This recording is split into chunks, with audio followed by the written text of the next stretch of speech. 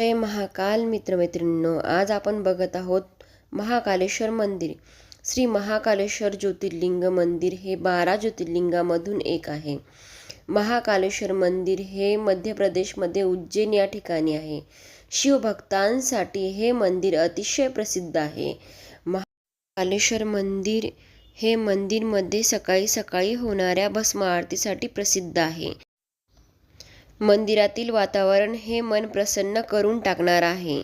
इथे आपले मन प्रसन्न होऊन जाते आणि मनाला शांती भेटते.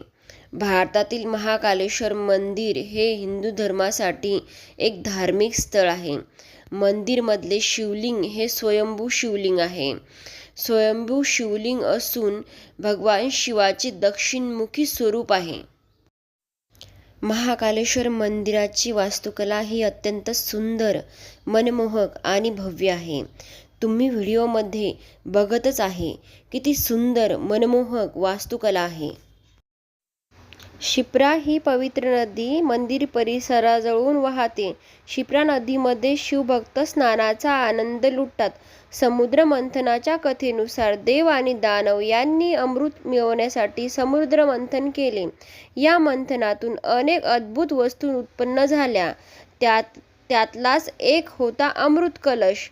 हा अमृत कलश देवतांना अमरत्व देण्यासाठी होता. जेव्हा देव आणि दानव अमृत कलश घेऊन उडत होते तेव्हा त्यातूनच काही थेंब पृथ्वीवर 4 ठिकाणी पडले. त्यापैकी एक ठिकाण आहे उज्जैन. इथे सिंहकुंभ मेळा दर 12 वर्षांनी भरतो.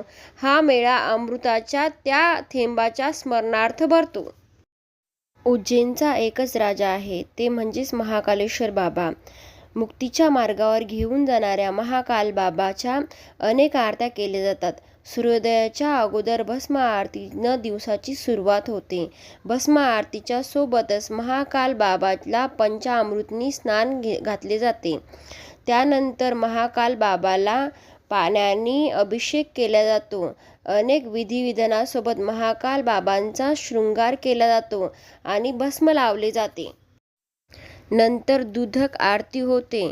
यामध्ये महाकालेश्वर बाबाला दही आणि तांदूळाचा भोग लावला जातो. भोग आरतीनंतर पूजा शृंगारमध्ये महाकालेश्वर बाबाला भांग समर्पित केली जाते.